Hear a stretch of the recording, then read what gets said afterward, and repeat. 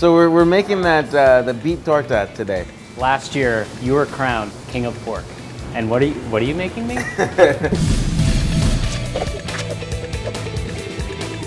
So Chef Ray Garcia of Bs Taqueria in downtown LA, the king of pork is gonna make vegetarian. Yeah, well, I've been typecasted as the king of pork, so everyone expects trotters and bacon and snouts and ears, and we do that. We do plenty of that, but this is something to show that we know how to use vegetables as well. This is a sandwich that it's inspired by my wife and in-laws and her family. She's Argentine, and Milanese is a big thing. It looks very much like a French paillard or Italian Milanese. It's a cutlet that's breaded and fried. It's not unusual to see Milanesa in a torta, but usually it's chicken or it's pork, you know. It's not usually a beet. So what exactly is this patty that you're working with? So what we've done is we've taken a large beet, we've poached it in a little bit of in sort of a vinegar water to give it a little bit more flavor. Sliced it thin, breaded and fried. So this isn't actually like a beet patty where you've broken it down and reconstituted a patty. This is like a big-ass beet. A big-ass beet that we've taken a slice of and breaded. Nice. So it's like you take it to the fryer, and then how long do you drop it in there for? For a piece this size, it takes maybe about 2 minutes or so.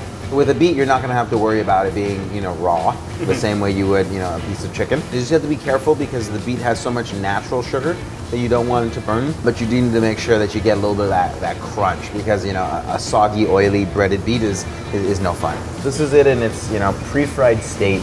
And then now is in that you can smell it, like a little bit of that cumin comes out, some of that pepper, and a lot of the crunch and caramelization of the beet itself. So we have a little bit of telera bread is the name of this style of bread. We make it here in-house, so it has like a nice soft sponginess to it. We're gonna cut it in half, and you always wanna balance, flavors and textures. We're gonna put a little bit of butter on the inside, and then toast it lightly on the griddle, so you get a little bit of that crunch. So it's gonna give it a little butter here. We'll put it on our flat top. What was the inspiration behind Bs Taqueria? Bs Taqueria is in the same family as Broken Spanish, my other restaurant. And it was an opportunity to showcase a lot of these flavors and dishes that, I'm very familiar with. There's introduction of French technique and a little bit of Italian style, but really playing into my own Latin roots and the roots of this city. So how long do you end up toasting this guy off for? So on this grill, the grill's pretty warm, so it takes about a minute. And again, you just want a little bit of that golden, crunch there. We're gonna put a little bit of mayonnaise. We make a homemade kewpie mayonnaise, so it's in that style of, like Japanese style? Kind of Japanese style, so it's a little bit of rice wine vinegar, some malt vinegar, a little bit of sugar.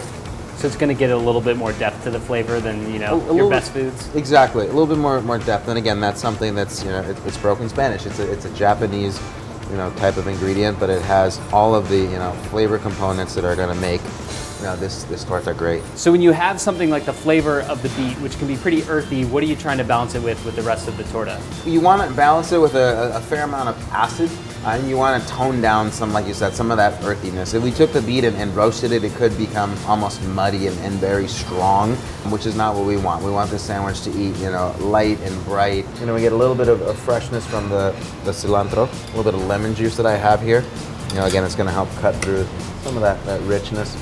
We have some what's called escabeche, which is carrots, serrano, onion, garlic, and apple cider base vinegar. And then some pickled beets, which get a similar treatment as the escabeche. You're getting the beets fried in there, but then you're getting them tied into like the pickled right, component. So when you taste it, it's not completely soft. They're not fully broken down. This is going to bring back some of that punch. Then we put the lid on. Just like any good sandwich, there's some of the good toppings that fall off there. So now we cut the sandwich in half. Gives us a chance to see all the beautiful ingredients inside. So you can see you have the red beet, have some of the escabeche, some of the lettuce, the herbs. And that's the beet torta, Bs Taqueria. Okay. It's time for us to do the most important thing is try it out. Yes, that's why I have this show. I just want to go and get as fat as possible. Even though it's a beet, it's deep fried, so it still works for me.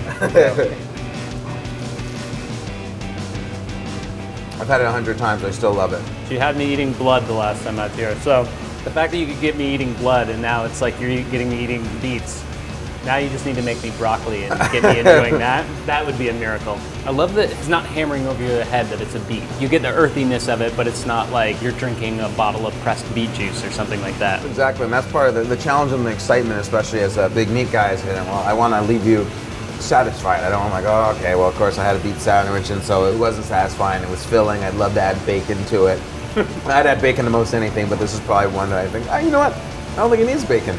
You're converting me on beets. I don't actually like beets, and I can't stop eating this, which is insane to me. I couldn't believe it. We'll work on broccoli for next time then.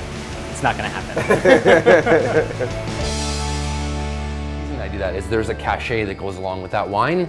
People automatically feel like they're drinking something special when they're drinking champagne. Even somebody with a limited amount of wine knowledge understands that champagne is a very special place and a very special style of wine, and it's usually something that's pretty